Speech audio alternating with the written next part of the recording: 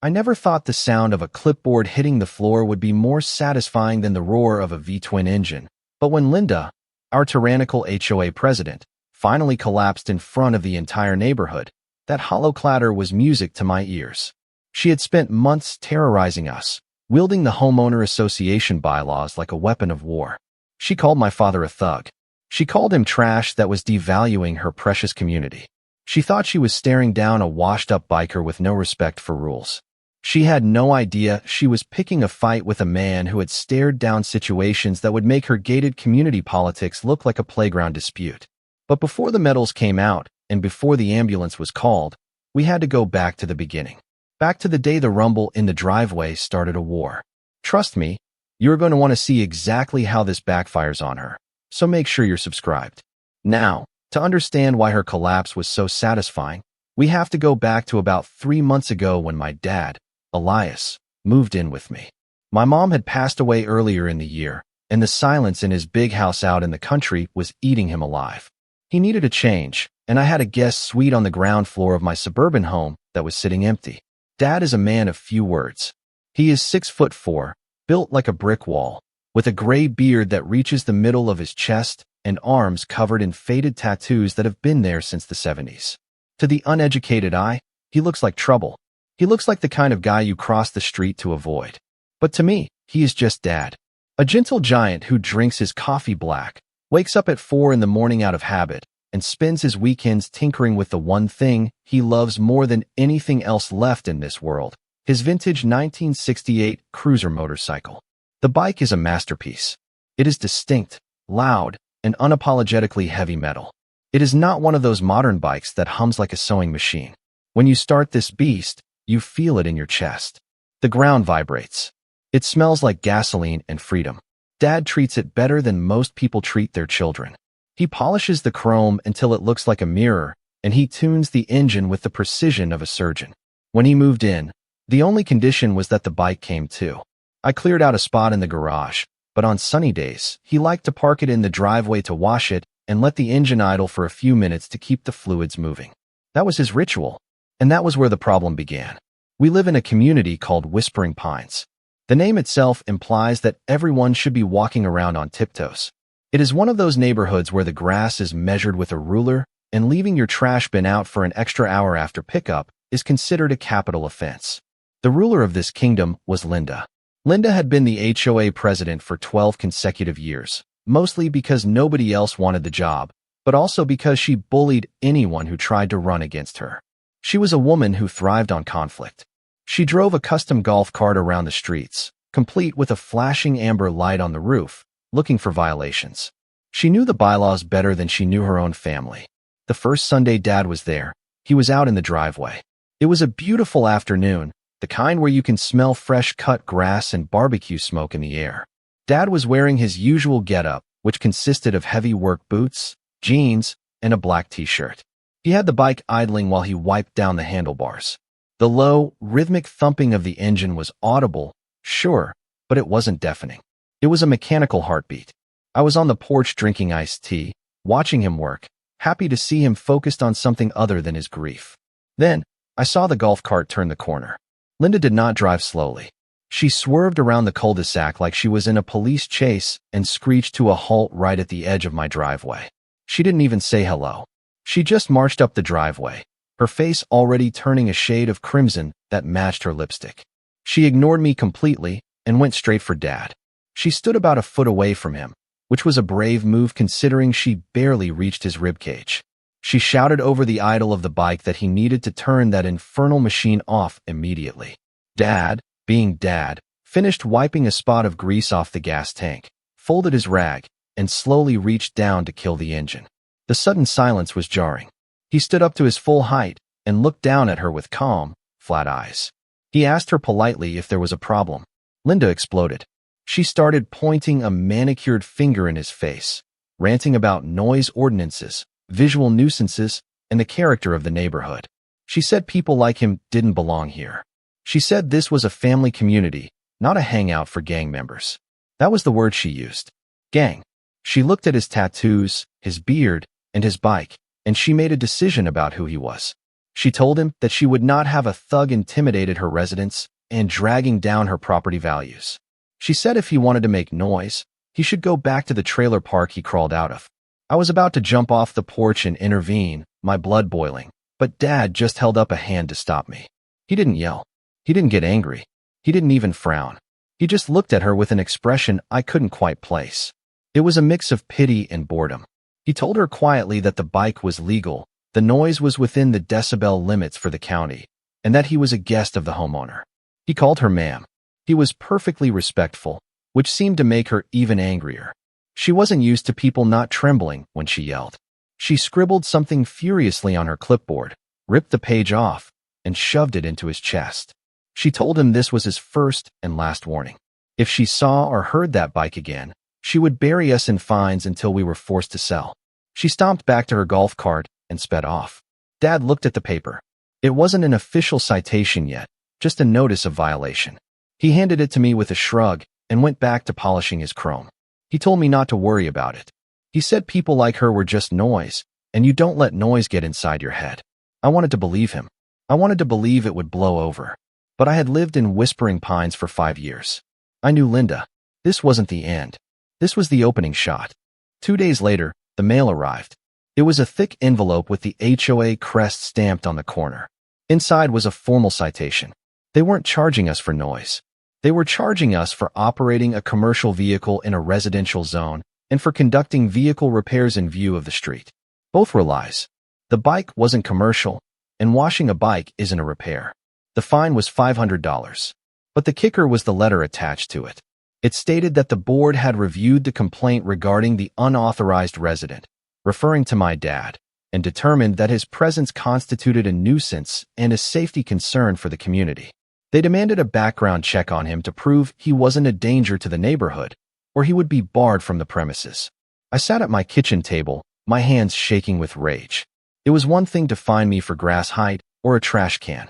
It was another thing entirely to attack my father's character, to call him a safety risk, to insinuate he was a criminal because he rode a Harley and didn't shave his face. I looked out the window. Dad was in the backyard, sitting quietly, reading a book. He had fought wars. He had sacrificed more for his country than Linda could ever comprehend. And she wanted a background check? I decided right then that I wasn't just going to pay the fine. I was going to fight. But I didn't know yet that the fight was going to get much dirtier before we saw any justice. The next morning, I woke up to the sound of a tow truck backing into my driveway. The beep beep beep of a heavy vehicle reversing is a sound that triggers a primal panic when you are drinking your morning coffee in your pajamas. I dropped my mug into the sink, the ceramic shattering, and sprinted for the front door. Through the window, I could see the massive flatbed truck maneuvering toward my driveway. The driver was already hopping out, chains in hand, eyeing my dad's motorcycle like it was a prize buck he had just hunted. Linda wasn't there physically, but her signature was all over this. This was a tactical strike. She knew we were home, but she was banking on us being asleep or too slow to react. I burst out the front door, shouting, but I wasn't the first one there. My dad had moved with a speed that defied his age. By the time I hit the porch steps, Dad was already standing between the chrome bumper of the tow truck and his bike. He wasn't yelling. He wasn't waving his arms. He was just standing there, arms crossed over his chest, his boots planted shoulder-width apart. He looked like a boulder that had fallen into the middle of the driveway. The driver, a young guy who looked like he hadn't slept in 2 days, stopped dead in his tracks. He held the hook in one hand, looking from the bike to the mountain of a man guarding it. I ran up, breathless, demanding to know what was going on. The driver held up a clipboard. He said he had a work order from the Whispering Pines Homeowners Association for the removal of an abandoned and hazardous vehicle. I snatched the paper from him. It was signed by Linda. She had categorized the bike as abandoned because it hadn't moved in 24 hours, a completely fabricated rule she had pulled out of thin air. I started to argue legalities, my voice rising an octave, but Dad put a hand on my shoulder. His grip was heavy and reassuring. He looked at the driver and spoke in that low, gravelly rumble. He asked the kid if he knew the difference between a public roadway and a private driveway. The kid stammered, looking back at his truck. Dad pointed to the sidewalk. He said that everything on the other side of that concrete line was the HOA's concern, but everything on this side was private property. He told the driver that if he hooked that bike while it was sitting on private land without a court order or a police officer present, it wouldn't be a tow. It would be grand theft auto. He let that hang in the air for a second. Then he added, almost casually, that he really didn't want the kid to go to jail for a woman named Linda. The driver looked at the paper, looked at the house, and looked at Dad's forearms. He realized he was in the middle of a neighborhood dispute that was way above his pay grade. He shook his head, muttered something about not getting paid enough for this, and threw the chains back onto the truck bed. He told us to take it up with the lady who called it in, climbed back into his cab, and drove off. We had won the battle, but I knew the war had just escalated. That afternoon, I went to the electronics store and bought the most expensive, high-definition security camera system they had. I bought 4 cameras with night vision, motion tracking, and audio recording. I spent the rest of the day on a ladder, mounting them on every corner of the house. I angled 2 of them specifically to cover the driveway and the street in front of our property. If Linda wanted to play surveillance games, I was going to make sure I had the director's cut. Dad helped me run the wires, quiet as usual, but I could see the tension in his jaw. He hated being the cause of stress. He apologized to me twice while we were drilling holes in the siding. I told him to stop. This wasn't his fault. This was about a bully who had never been told no. The cameras paid for themselves within 48 hours. We dubbed it Operation Silence because Linda stopped coming to the door. She realized direct confrontation wasn't working, so she switched to guerrilla warfare. I started getting notifications on my phone while I was at work. Motion detected at the front door. Motion detected in the driveway. I would open the app and watch the live feed. It was Linda. She would walk by our house multiple times a day, slowing down, taking photos with her phone. She would stand at the edge of the property line, leaning in to see if the grass was too high or if there were any weeds in the flower beds. But the real revelation came when I started reviewing the footage at night. I wanted to see exactly what she was looking for, so I watched the recordings of her patrolling the rest of the cul-de-sac. That's when the hypocrisy hit me like a slap in the face. On the video, I watched her walk right past my neighbor Steve's house. Steve had a massive, rusty boat trailer parked in his side yard, clearly visible from the street, which was a direct violation of the bylaws. Linda didn't even glance at it. 2 houses down, the Petersons had a basketball hoop that was rusted and leaning into the street. Linda drove her golf cart right under it without batting an eye. She was hunting us. Specifically, she was hunting Dad. The next day, I found out why she was so emboldened. I was getting the mail when Mrs. Higgins, the elderly lady who lived across the street, waved me over. She looked nervous. She whispered that I should be careful. I asked her what she meant. She told me that Linda had been going door to door, warning the neighbors. Linda was telling everyone that my father was a dangerous drifter I had picked up. She told them he was an ex-convict with a violent history and that the motorcycle gang he belonged to was planning to use my house as a clubhouse. She was terrifying the older residents, painting a picture of my dad as a monster who would bring crime and drugs to their doorsteps. I felt sick. My dad, who spent his evenings reading history books and fixing the toaster, was being slandered as a criminal thug. I went inside and told Dad. I expected him to be furious. I expected him to want to go confront her. But he just sat there at the kitchen table, staring at the citation on the counter. He took a sip of his coffee and looked at me. He said that if she wanted to make him the villain, she was going to be disappointed when the truth came out. He stood up and walked over to the bookshelf where I kept the massive binder of HOA covenants, conditions, and restrictions. He pulled the binder down. It was 3 inches thick, filled with legal jargon that I had never bothered to read thoroughly. He dusted off the cover and set it on the table. He put on his reading glasses, the ones that made him look like a giant librarian, and opened it to page 1. He told me that in the military, you never engage the enemy until you know the terrain better than they do. He said Linda was used to fighting with fear and intimidation, but she was fighting on a battlefield made of paper and rules. And if there was one thing the military had taught him, it was how to navigate bureaucracy. He started reading. He read for hours. He was highlighting paragraphs, using sticky notes to mark pages, and making notes in a small spiral notebook. I watched him, confused. I didn't see how reading the rules she was using against us would help. But then, around midnight, he stopped. A slow, dry smile spread across his face beneath his beard. He tapped a paragraph on page 42 with his index finger. He looked up at me and said that Linda had made a fatal mistake. She had assumed that because she wrote the citations, she understood the law. But she had missed a crucial loophole, a clause that interacted with state and federal laws in a way she clearly hadn't anticipated. She wants to talk about authorized vehicles and protected classes? Dad said, his voice low and dangerous. All right, let's talk. He told me to call a lawyer in the morning.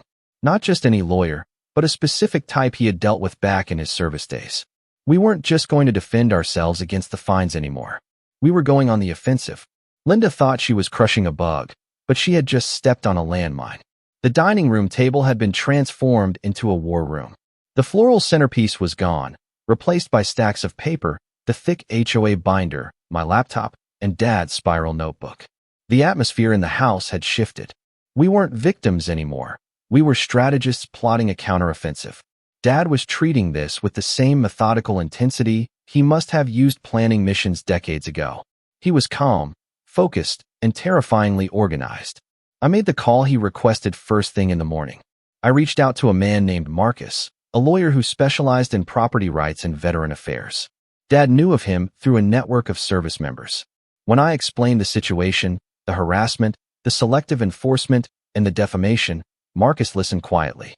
But when I mentioned the specific clause Dad had found in the bylaws, I heard a sharp intake of breath on the other end of the line. Your father found that?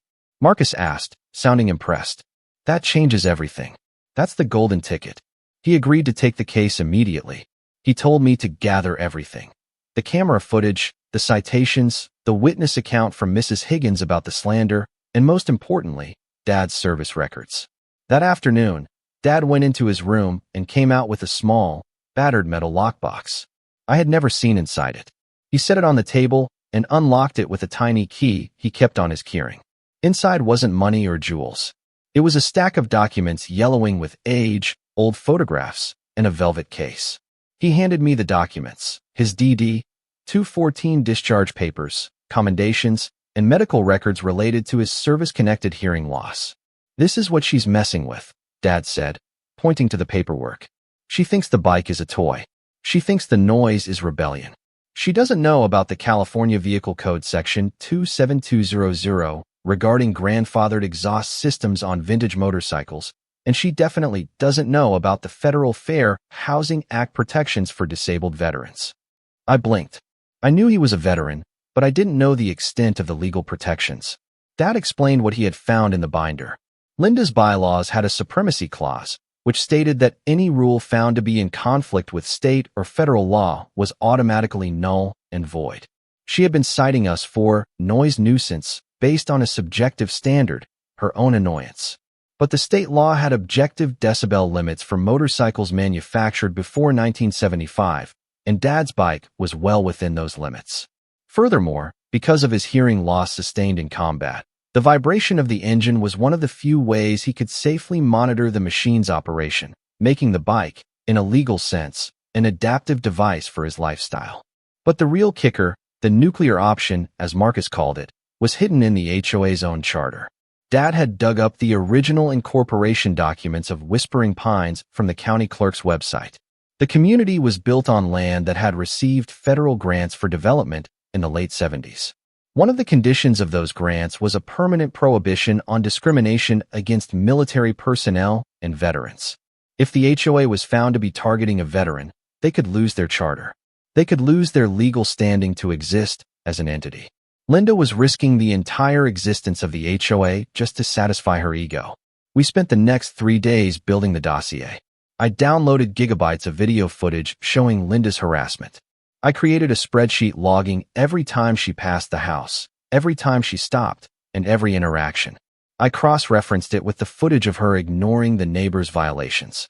We had video proof of selective enforcement. We had the rusty boat trailer, the broken basketball hoop, and even a neighbor 3 doors down who was running an unauthorized dog grooming business out of her garage, all ignored by Linda. Then came the second citation. This one was hand-delivered by a process server. Linda wasn't taking chances anymore. She was suing us.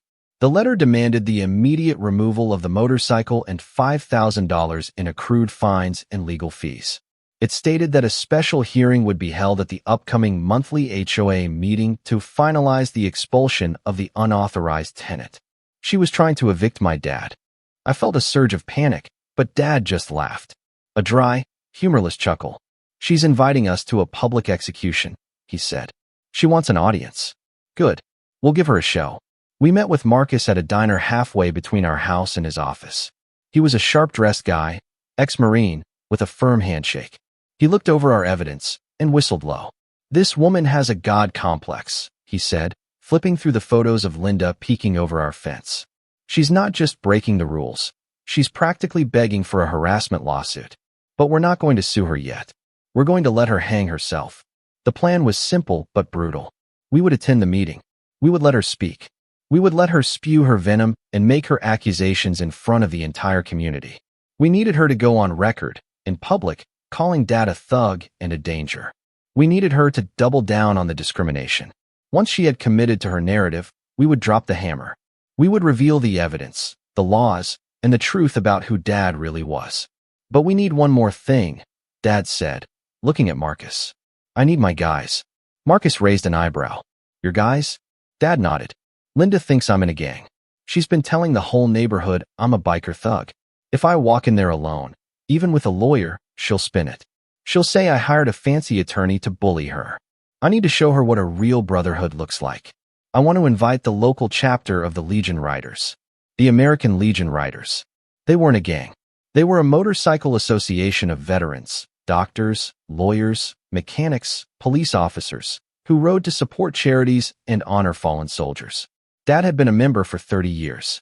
You want to pack the HOA meeting with bikers? I asked, a smile starting to form on my face.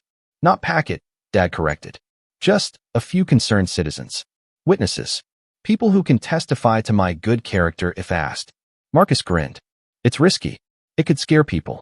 But if we play it right, it's the ultimate power move. It destroys her narrative visually before we even open our mouths.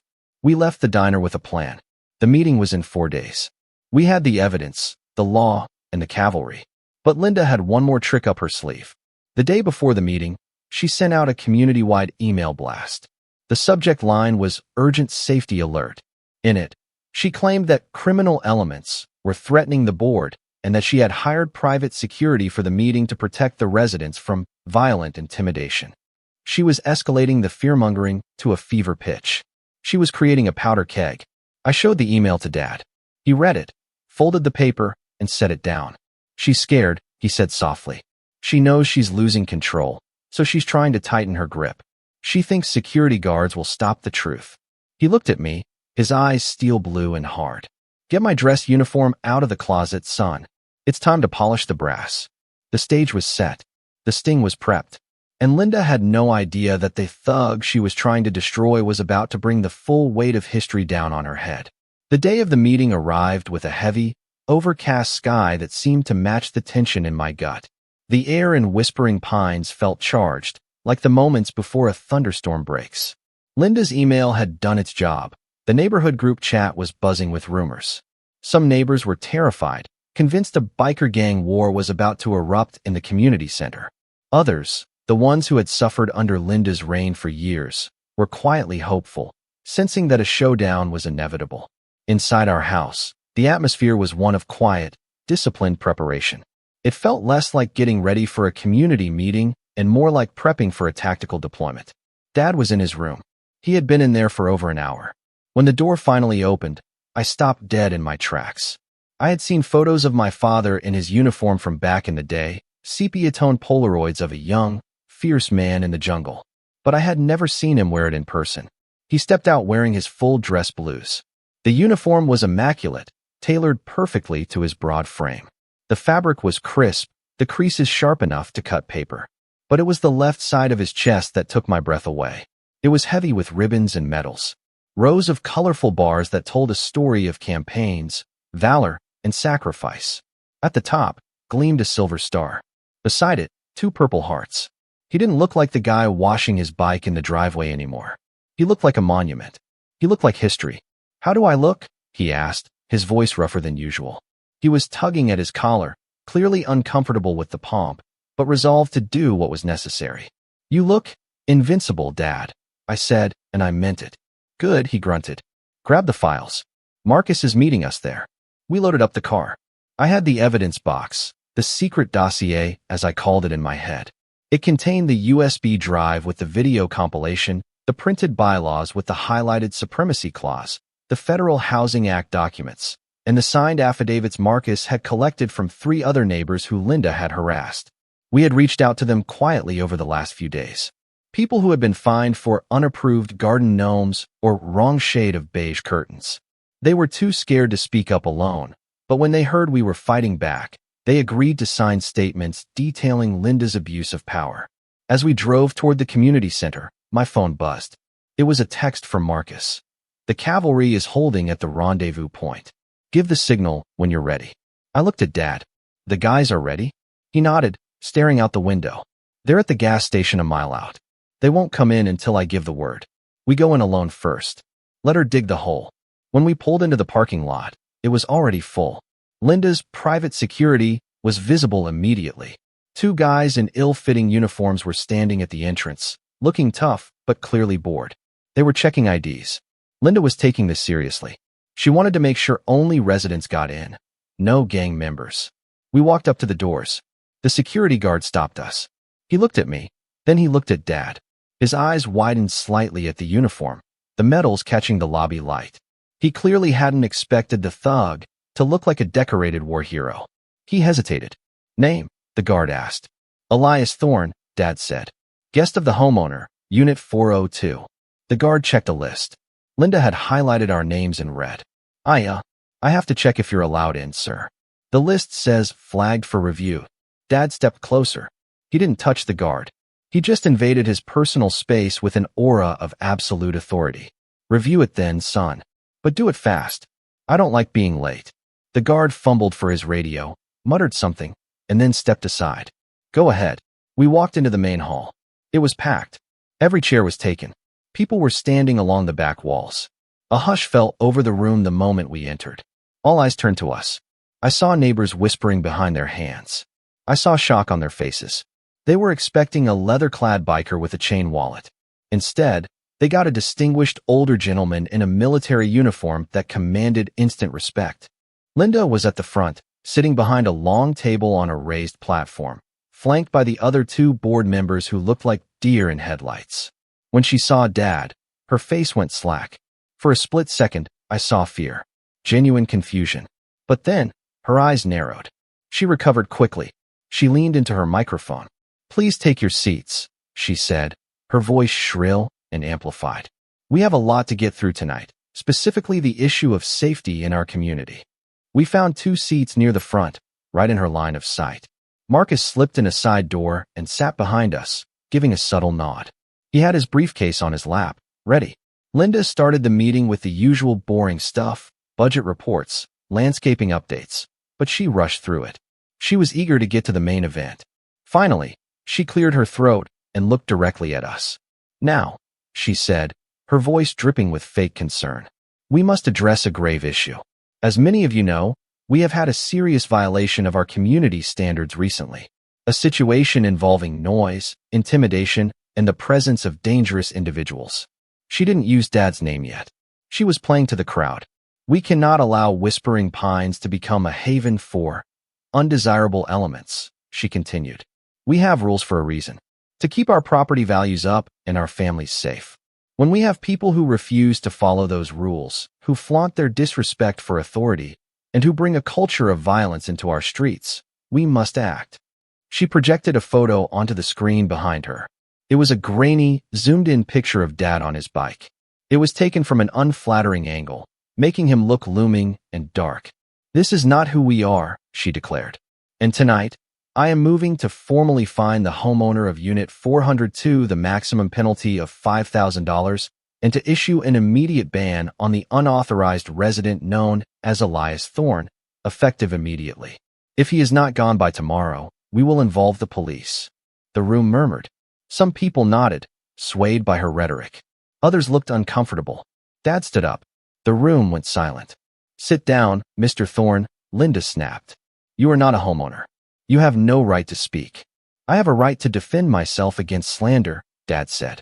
His voice wasn't loud, but it projected to the back of the room without a microphone.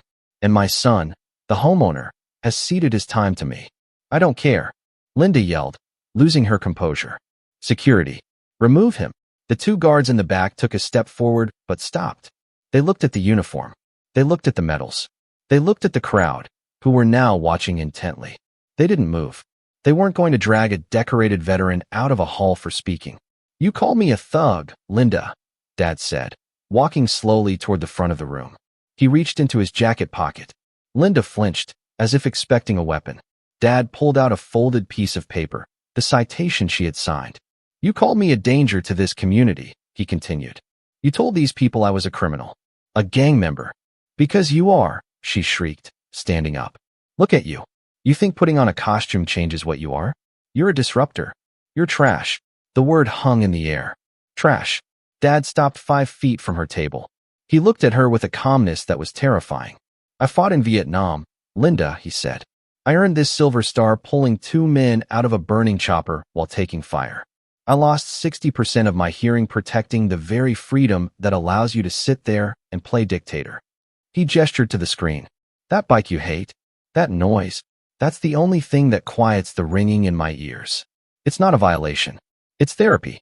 And under the Federal Fair Housing Act, denying a disabled veteran reasonable accommodation is a federal offense. Linda's mouth opened and closed like a fish. She looked at the other board members for support, but they were shrinking away from her. And as for my gang, Dad said, pulling his phone out, I think you should meet them before you judge. He pressed a button on his phone. Outside, a low rumble began. It started soft, like distant thunder, and grew rapidly. The sound of 50 heavy engines approaching in formation. The glass in the windows began to vibrate. The rumble became a roar. Dad looked at Linda and smiled.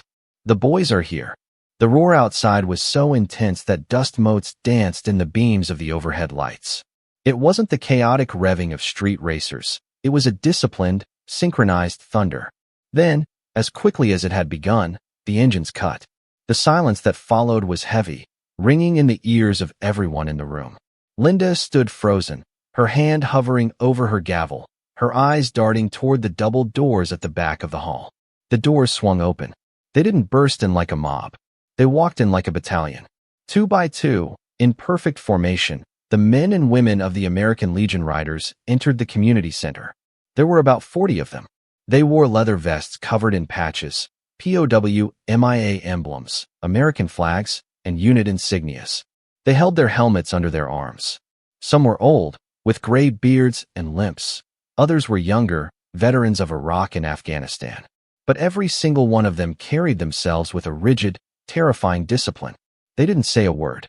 They simply filed into the room and lined the back and side walls, standing at parade rest. It was a wall of black leather and silent judgment. The leader of the group, a massive man named Tiny who I knew had been a heavy artillery operator, walked down the center aisle. He stopped 3 paces from where Dad stood. He ignored Linda completely. He ignored the board. He snapped his heels together, stood ramrod straight, and rendered a slow, crisp salute to my father. Sergeant Major, Tiny boomed, his voice filling the hall. The unit is secured. We are here to provide witness character references, as requested. Dad returned the salute, sharp as a knife edge. At ease, Commander. The room erupted in whispers. Sergeant Major? The neighbors were looking at Dad with new eyes. This wasn't a drifter. This was a man who commanded respect from men who looked like they could chew nails for breakfast. Linda, however, was not swaying. Her face had gone from pale to a splotchy, furious purple. The narrative she had built for 12 years, that she was the queen and everyone else was a subject, was crumbling in real time, and her mind couldn't handle the dissonance. She slammed her gavel down so hard the head flew off and skittered across the floor. I will not be intimidated, she shrieked, her voice cracking. I don't care who you are. I don't care about your little costume party. You are trespassing. Security. Get them out. Call the police. The security guards were backed against the wall, looking terrified. One of them shook his head vigorously. Lady, I ain't touching them. That's the Legion. They're heroes. They are thugs. Linda screamed, pointing a trembling finger at Dad. And you are the worst of them. You think because you have some medals you can break my rules? You are nothing but trash. I will sue you for every penny you have. I will take that house. I will burn your life to the ground. This was the moment. She had doubled down. She had publicly malicious intent. Marcus, our lawyer, stood up from the row behind us. He smoothed his suit jacket and stepped into the aisle next to Dad. He looked like a shark smelling blood. Madam President, Marcus said, his voice calm, projecting effortlessly. My name is Marcus Sterling, attorney at law, representing Mr. Elias Thorne and his son. And I'm afraid you won't be suing anyone. In fact, you are the one being served. He walked up to the stage and slapped a thick packet of documents onto the table in front of her. What is this? Linda stammered, looking at the papers. That, Marcus said, turning to address the crowd, is a federal lawsuit filed this afternoon in the United States District Court. It names the Whispering Pines HOA and you, Linda Miller, personally, as defendants. The crowd gasped. Linda's eyes bulged. Personally, that's right, Marcus continued, pacing the front of the room like he was in a courtroom. We are suing for violations of the Fair Housing Act, specifically discrimination against a disabled veteran. We are suing for harassment. We are suing for defamation of character. And because you acted with clear malice, outside the scope of your duties as president, the corporate veil of the HOA does not protect you. You are personally liable for the damages. He pointed to the screen where Linda's zoomed-in photo of Dad still lingered. You called him a thug. You called him a criminal. But the man standing before you is a retired sergeant major with 30 years of service. The noise you cited is a protected therapeutic aid for his combat-related hearing loss. And the gang you warned the neighborhood about? They are a registered non-profit organization dedicated to veteran welfare. Marcus turned back to the stunned board members sitting next to Linda. And here's the kicker.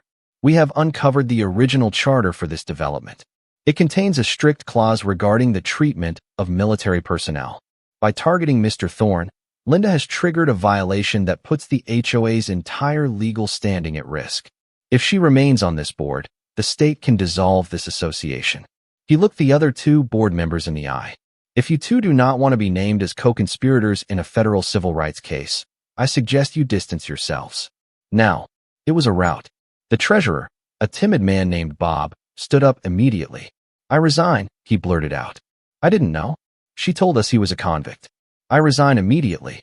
Me too, the secretary said, grabbing her purse. I'm out. Linda, you're on your own.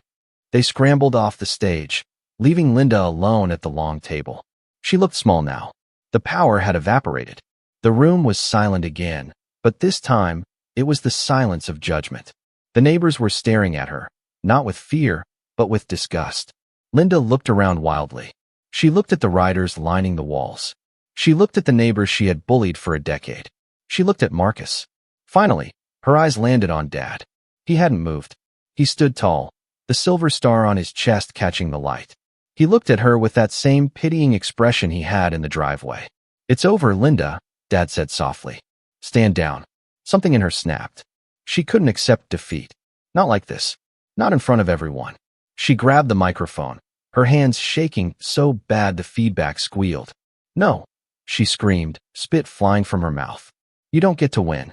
I am the president. I make the rules. Those medals, they're fake. You bought them at a surplus store. You're a liar. You're a fraud. You're nothing but a dirty, violent. She stopped. Her eyes went wide. She clutched her chest. The color drained from her face in an instant, leaving her a sickly gray. She swayed. She tried to grab the table for support, but her hand slipped on the lawsuit papers Marcus had slammed down. Linda. Dad took a step forward, his instinct to help kicking in despite everything. She made a choking sound. She looked at Dad's chest one last time, at the medal she had just called fake. The reality of what she had done, the legal avalanche crashing down on her, and the sheer rage coursing through her veins was too much. Her knees buckled. She didn't slump. She collapsed. She hit the floor behind the table with a heavy, dull thud that echoed through the microphone before it clattered to the ground. Man down, Tiny shouted from the back. The room erupted into chaos. Dad was the first one on the stage. He vaulted over the steps, kneeling beside the woman who had tried to destroy him, checking her pulse. Call 911. Dad barked, his command voice cutting through the panic. Clear the area. Give her air. I stood there, watching my father save his enemy. The war for the neighborhood was over. Linda had fallen. But as the sirens began to wail in the distance, I knew that Whispering Pines would never be the same again. There is a specific kind of silence that follows the wail of an ambulance siren fading into the distance. It is a silence filled with guilt, relief, and the sudden, jarring realization that the game has gone too far. Linda was wheeled out of the community center on a stretcher, an oxygen mask strapped to her face. She was conscious, but she was pale, weak, and completely broken. But the image that burned itself into the minds of every resident in Whispering Pines wasn't Linda on the stretcher. It was the image of my father, the man she had branded a thug and a menace, kneeling beside her for 10 agonizing minutes before the paramedics arrived. He had loosened her collar, checked her vitals, and kept talking to her in a calm, steady voice to keep her from going into shock. He held the hand of the woman who had tried to evict him. That was the difference between a leader and a tyrant. The diagnosis came back a few days later through the neighborhood grapevine. It was a severe stress-induced cardiac event. Essentially, her rage and the sudden dismantling of her world had caused her heart to stutter. Her doctor gave her strict orders: no stress, no conflict, and absolutely no positions of authority. Her reign as the Queen of Whispering Pines was medically terminated. But while her health would recover, her bank account and her reputation were terminal.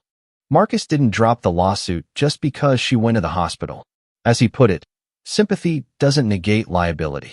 The case moved forward, and without the shield of the HOA board, who had all resigned and thrown her under the bus to save themselves, Linda was exposed. The evidence was overwhelming. The video footage of her harassment, the sworn affidavits from the neighbors, and the clear violation of the federal statutes regarding veteran protections meant she didn't stand a chance in court. She settled. She didn't have a choice. The settlement was substantial.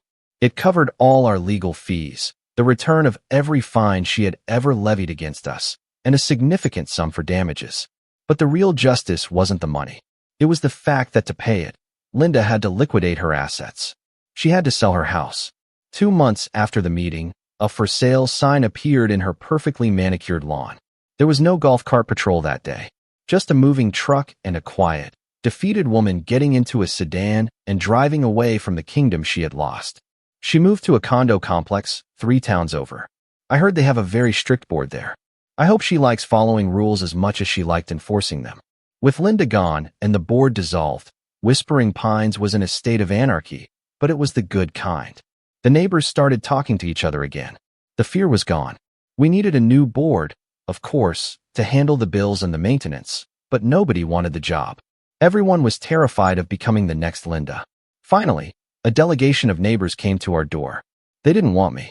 They wanted Dad. They asked him to be the new HOA president. Dad laughed so hard he nearly spilled his coffee.